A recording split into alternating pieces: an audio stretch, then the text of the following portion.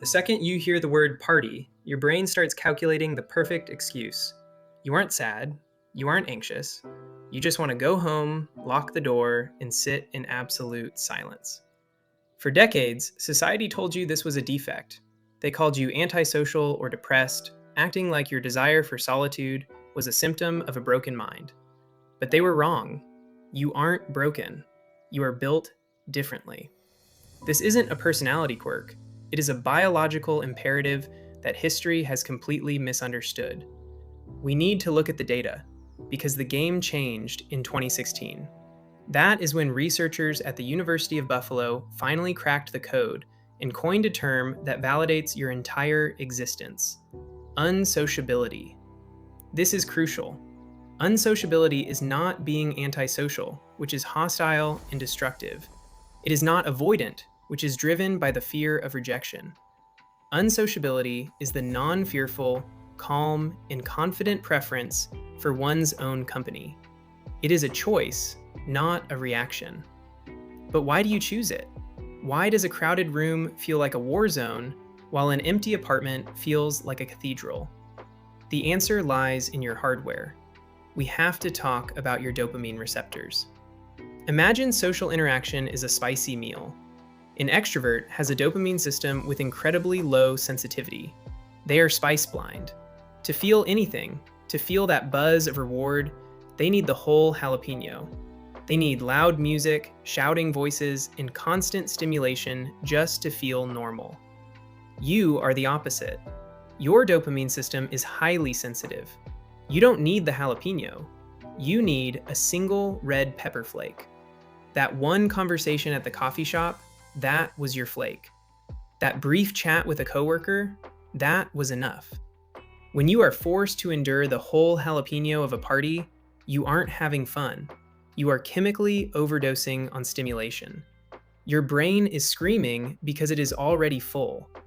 But here is where it gets fascinating. When you finally retreat and shut that door, you aren't just resting. You are engaging a specific part of the brain that extroverts rarely access: the default mode network, specifically geared toward the prefrontal cortex. This is the seat of complex decision-making and creativity. While the rest of the world is burning energy on small talk, your brain is utilizing that silence to process massive data sets. This is why history's heaviest hitters were obsessive loners. Albert Einstein didn't stumble upon the theory of relativity at a networking mixer.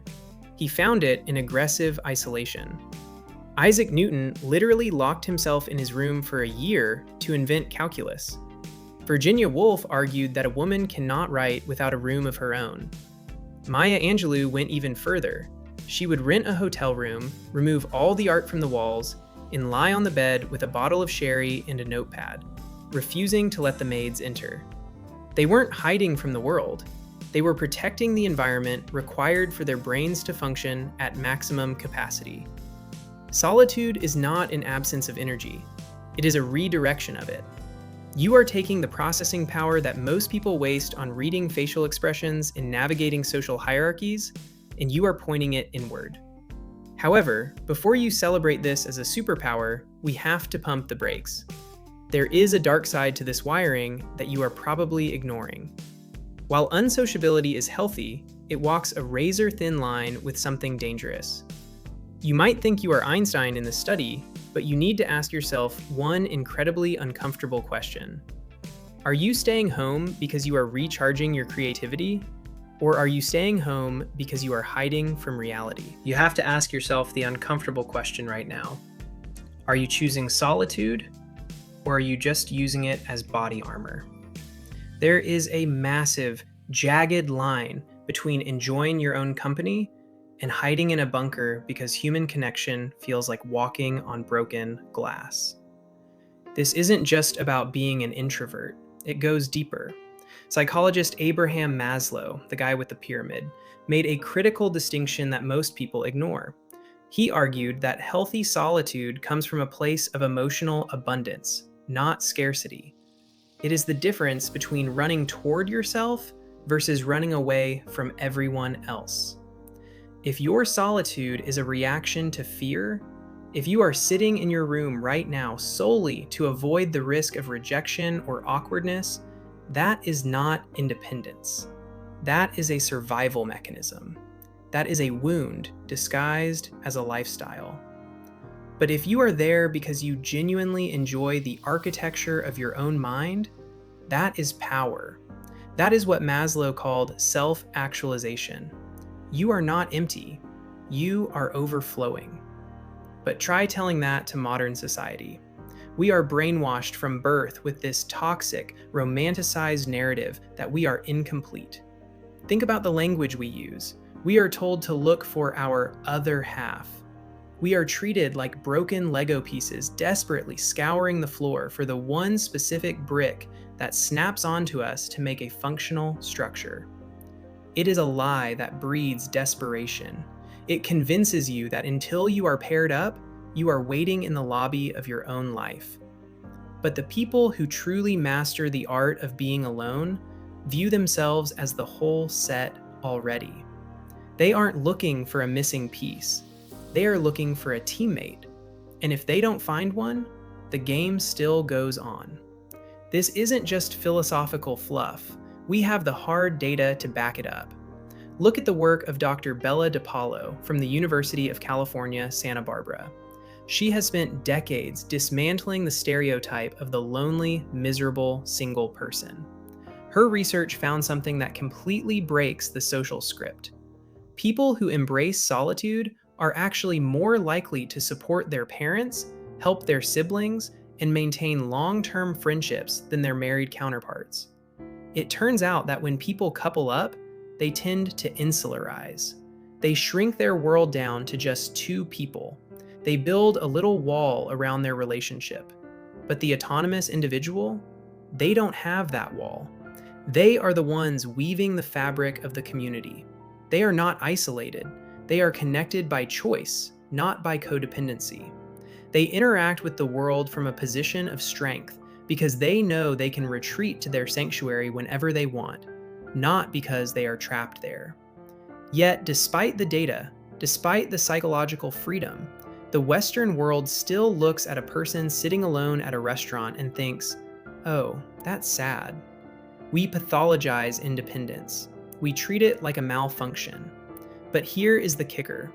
While we are busy pitying the solitary, there is a culture on the other side of the planet that has taken this concept, flipped it on its head, and turned the act of being alone into a celebrated, high art form that we can barely comprehend. Take a flight across the Pacific right now and land in the neon-soaked streets of Tokyo, and you will find a culture that doesn't just tolerate your desire to be alone, it builds entire industries around it.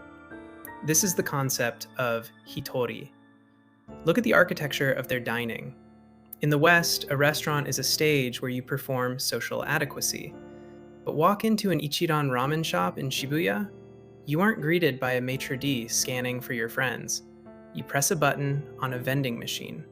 You walk to a private, partitioned booth that looks like a voting cubicle. You slide your ticket under a bamboo curtain. A pair of hands places a steaming bowl in front of you, and the curtain drops. No small talk, no performance, just you and the broth. This isn't sad. It is considered a luxury. They have hitokara, specialized karaoke complexes designed exclusively for one person. Soundproof rooms where you can scream your lungs out without the anxiety of judgment. Now, contrast that vivid intentionality with the crushing weight of Western social guilt. In the US or UK, walking into a restaurant alone triggers a specific pitying script from the host. Just one? They say it with a downward inflection, like they're diagnosing you with a terminal illness. They walk you past the comfortable booths and seat you at the bar, or worse, that tiny, wobbly table near the bathroom, effectively putting you in timeout for the crime of being unaccompanied.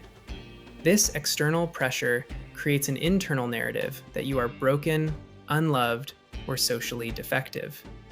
But that narrative is a lie designed by an extrovert-dominant culture that equates noise with success. We need to rewrite your permission slip right now. Your brain is not malfunctioning when it craves an empty room. It is entering a state of necessary maintenance. Neuroscientists call this the downregulation of the default mode network. When you are constantly processing faces, tone of voice, and social hierarchy, your brain is burning premium fuel. Solitude is not the absence of people, it is the presence of restoration. In an era where we are digitally tethered to 8 billion other people through the black mirror in our pockets, being inaccessible is the ultimate flex. It is a countercultural rebellion. To sit in a park without checking your notifications, to drink a coffee without posting a photo of the latte art, to exist without an audience is a superpower that 99% of the population has lost. But wait, we have to do a gut check. There is a razor-thin line you need to monitor. Are you seeking solitude because you enjoy your own company? Or are you seeking isolation because you fear rejection? One is a battery charger, the other is a prison cell. If you are staying home to avoid the risk of being seen, that is fear masquerading as introversion. But if you are staying home because the sanctuary of your own space feels richer, deeper, and more interesting than the surface-level noise of a crowded bar, that is power. You have to earn the right to be this comfortable. It takes work to cultivate a mind that is a nice place to live. But once you do, you become dangerous in the best possible way. You become immune to the fear of missing out because you know exactly what you are missing, and you are choosing peace instead. So the next time someone corners you at a party you didn't want to attend, or a coworker asks why you're eating lunch in your car, and they hit you with that accusatory, "Why are you so quiet?" or "Why are you all alone?"